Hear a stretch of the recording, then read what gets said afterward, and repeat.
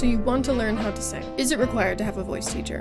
And more importantly, can you improve without one? Finding a good voice teacher can be hard and expensive. We are currently in a recession, hence the amazing pop music that's been coming out. So things like voice lessons are becoming harder to afford. While I myself am a voice teacher and have been taking voice lessons since the age of 12, it wasn't until I graduated from my bachelor's degree in vocal performance where I was completely on my own and not really taking regular voice lessons.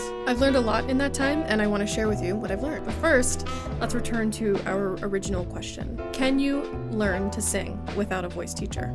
The short answer is yes, but there are some things to be mindful of if you actually want to improve your voice. In this video, we're going to go into detail about all of the tools that you need in order to ensure that you will improve without a teacher. If after watching this video, you decide that you still want to try and get your own voice lessons, then I do offer them virtually. You can click on the link below to find a time sometime this month in which I am available, and if you notice there aren't any time slots, then that probably means I am completely booked. Okay, so what is the first necessity when trying to learn how to sing? Learning resources. There is this wonderful thing that you're currently using called YouTube. I don't know if you've ever heard of it. And on YouTube, there are so many brilliant people like me who are sharing their knowledge like me for free.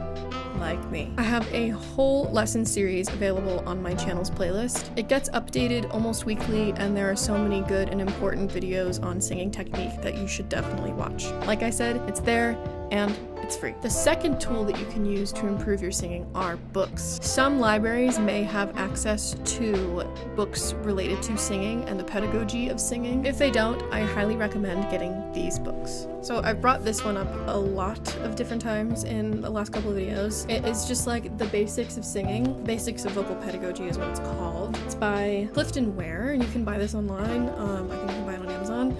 It gets into some pretty intense ideas about singing, like resonating and vocal vowel shapes. You don't have to read these, but they'll have everything that you need for basics at the very beginning. But if you really want to get into it, this has everything you need. I was required to have this text in college, so this is the real deal. The second thing that I like to use to really talk about the anatomy of singing is the anatomy of the voice. This one is by Theodore.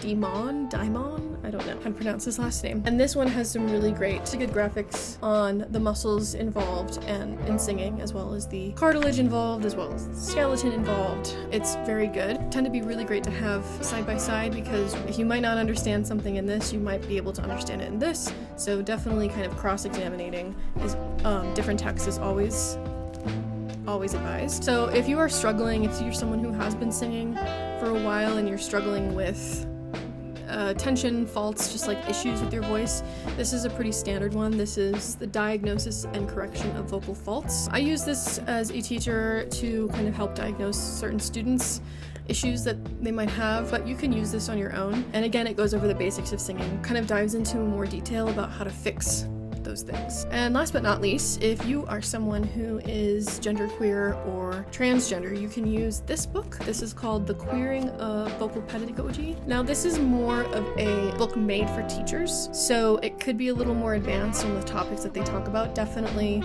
before you get your hands on this, take a look at like the basics of singing first, and then you can take a look into this. And there's definitely some technique stuff that they go into. For the most part, it's about how to teach genderqueer and transgender students, but it's definitely worth reading. And all of these books you can find in a link below. The voice is a very malleable instrument. It is incredibly important to learn its anatomy and its function. So don't be afraid of these pedagogy books. Just because they might be at a college level or at a advanced level doesn't mean that you are not allowed to read them. They're just going to help you in the long run, 100%. Okay, the third tool that you'll want is receiving feedback. I'm not talking about asking your friends what they think of your singing. I'm talking about recording yourself and actually listening back to what you sound like. You are your own teacher now. Listen to the recording and find what doesn't sound right. Once you identify what doesn't sound right, then you can research into how to solve these issues, like going into books or, like I said before, finding videos on YouTube. If you find that you do want feedback that isn't your own, you can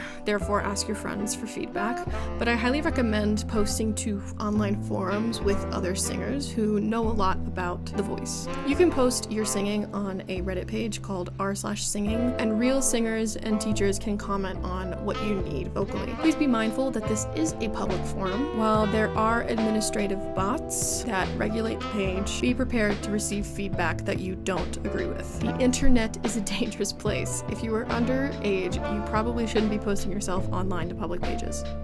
Okay? Just gonna say that here.